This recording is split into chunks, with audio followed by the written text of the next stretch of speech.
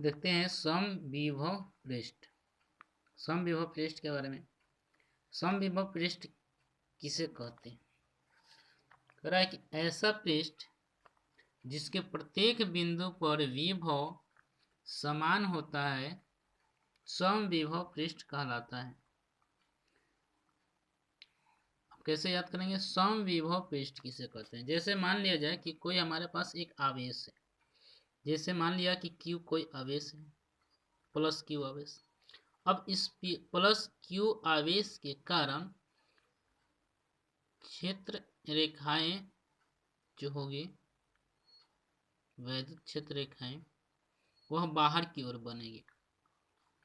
मान लिया जाए कि यह एक वृत्त की तरह बना रहा है, तो इसकी त्रिज्या अगर मान लिया जाए कि R है, तो सभी जगह त्रिज्याएं क्या होती है? समान होती है। तो विभव का फॉर्मूला क्या हो जाएगा? यहाँ से यहाँ के बीच के जो विभव होगा उसका फॉर्मूला होता है 1/4πε0 या ε0 into Q but upon R। तो अब यहाँ से हम क्या देखते हैं कि इस फॉर्मूला के अनुसार यदि यहाँ से यहाँ पे कोई ए बिंदु है, मान लिया जाए कि यहाँ से कहाँ से Q से यानी केंद्र पर कोई Q आवेश रखा हुआ है, इसे हम मान सकते हैं गोला। ठीक है, तो गोला के केंद्र में कोई Q आवेश रखा हुआ है, तो यह गोला क्या करेगा कि जितने भी पृष्ठ है वहां पे सारा का सारा जो विभव होगा वह एक ही समान होगा। यदि मान लिया जाए जैसे अगर Q है तो आवेश वही होगा, यहाँ पर B पर भी वही होगा। तो इस प्रकार से इस पृष्ठ जितना भी ये सतह होगा, गोला के जो सतह होगा, जैसे गेंद है तो गेंद के अंदर खोखर होता है, खोखला, और उसके अंदर वाले जितना भी ऊपर वाले जो पृष्ठ होते हैं चारों ओर, है ना, ऊपर नीचे दाएं बाएं, तो वो यानी सभी ओर, तो वो जो पृष्ठ होता है वहां पर पृष्ठ पर के किसी भी बिंदु पर विभव क्या होगा? समान होगा। इसलिए उस पृष्ठ को हम समविभव पृष्ठ कहते हैं या कहलाता है। तो समविभव पृष्ठ के बारे में समझ गए। समविभव पृष्ठ क्या है? ऐसा पृष्ठ जिसके प्रत्येक बिंदु पर विभव समान होता है समविभव पृष्ठ कहलाता है। उसके बाद दूसरा इसमें है प्रॉपर्टी, क्या पढ़ना है समविभव में, कि समविभव पृष्ठ के किन्हीं दो बिंदुओं के मध्य विभवांतर शून्य होता है। विभवांतर क्या होगा? शून्य होगा। कहाँ? समविभव पृष्ठ के किन्हीं दो बिंदुओं के मध्य विभवांतर शून्य होगा। अब विभवांतर शून्य कहने का मतलब क्या है?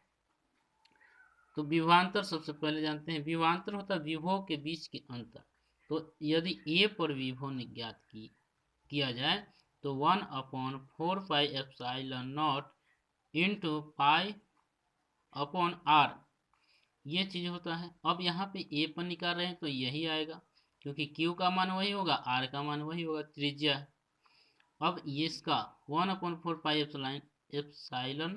का भी मान वही होगा, और इस बिंदु पर दोनों का जो विभव होगा सेम होगा, और इसमें से यदि अंतर निकाले तो वह भी क्या होगा? 0 हो जाएगा, क्योंकि इतना है और इतना में से ही इतना घटा देना है, तो इसलिए क्या हो जाएगा? शून्य हो जाएगा।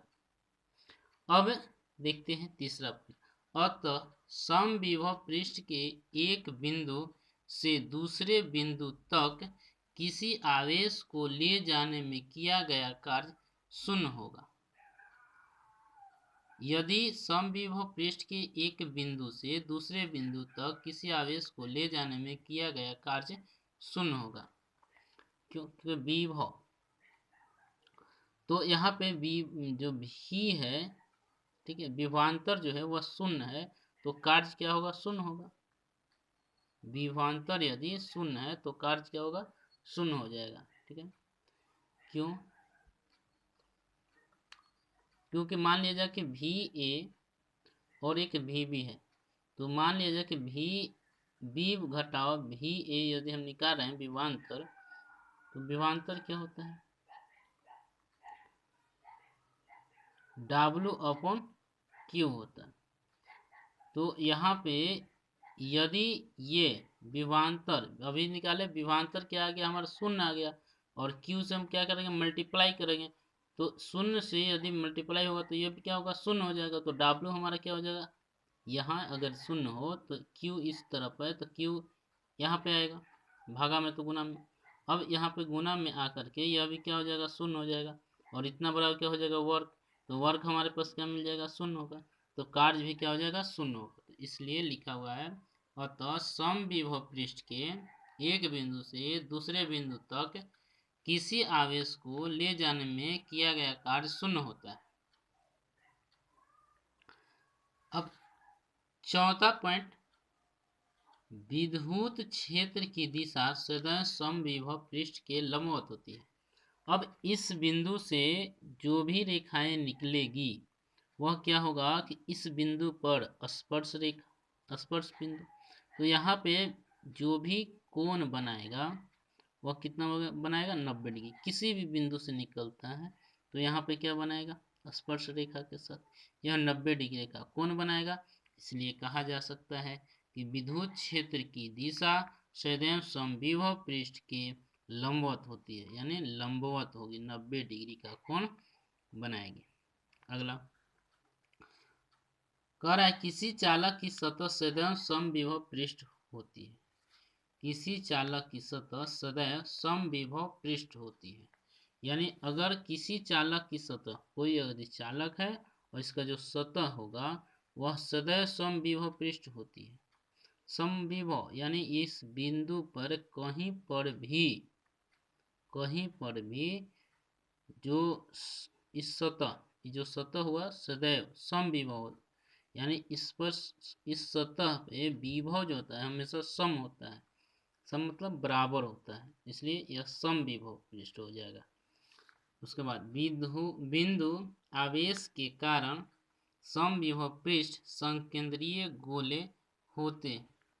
बिंदु आवेश के कारण, अब यह बिंदु आवेश अगर मान लिया जाए कि इसके चारों ओर अगर इसकी त्रिज्या बढ़ा दिया जाए तो फिर यह केंद्र यही रहेगा, और यहाँ पर अब विभव जो हो गया उत्पन्न हो जाएगा। अब इस क्षेत्र पर जो R1 इसको मान लेते हैं और इसको R2, अब R2 हो गया, तो R2 के जितने भी पृष्ठ बनेंगे उन सभी पृष्ठ पर जो बिंदु आवेश के कारण, इस बिंदु आवेश के कारण समविभव पृष्ठ संकेंद्रीय होंगे।